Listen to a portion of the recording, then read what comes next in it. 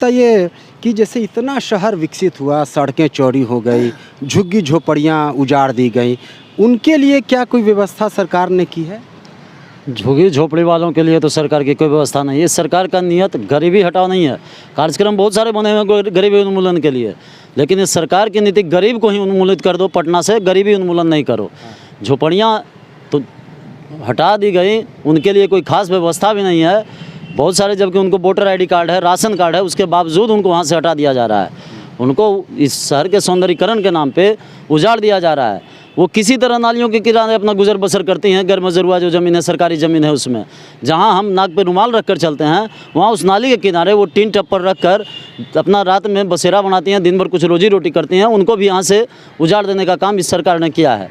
यानी जो सफ़ेद पोश लोग हैं वही सिर्फ शहर में रहेंगे। ग्रेटर पटना के नाम पर गरीबों को यहाँ से भगाने के काम किया। ये बताइए कि जैसे ये भी बता रहे थे कि स्लम बस्तियों को उजाड़ दिया गया। इसके अलावा पटना शहर अगर दूसरे शहरों से तुलना करें, बड़े शहरों से, तो क्या सबसे कमी लगती है और क्यों वो चुनाव का मुद्दा नहीं बन पाता?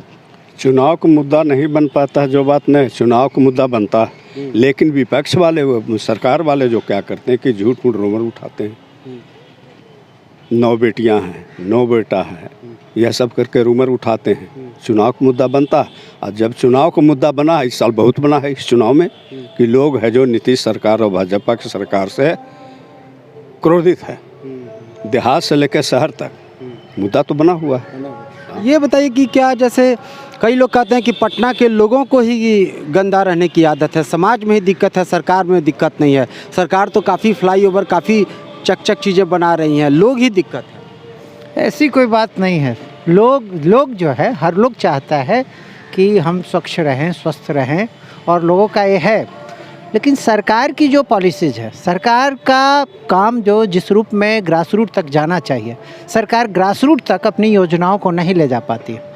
सफाई से जुड़ा हुआ या जो भी वार्ड के जैसे तमाम सरकारी जो हॉस्पिटल है, उनकी स्थिति बहुत ख़राब है। सरकारी हॉस्पिटलों में एक तो आपने पहले के साथी ने बताया, आउटसोर्सिंग से आप सारा काम करा रहे हैं। सफाई से लेकर तमाम कर्मचारियों को आप ठेके पे वहाँ ला के रख दिया है। तो उसका जिस तरह से रिस्पॉन्सिबिलिटी होना चाहिए वो अपने काम के प्रति, उसमें देखा गया है। तो ज़रूरत है वहाँ ज़्यादा से ज़्यादा सरकारी कर्मचारियों की नियुक्ति हो और ज़्यादा से ज़्यादा लोग उसको करें, और साथ ही साथ एक व्यापक उनके अंदर जागरूकता का भी विकास हो, जागरूक हों। लोगों को जागरूक करना सरकार की भी एक जवाबदेही है।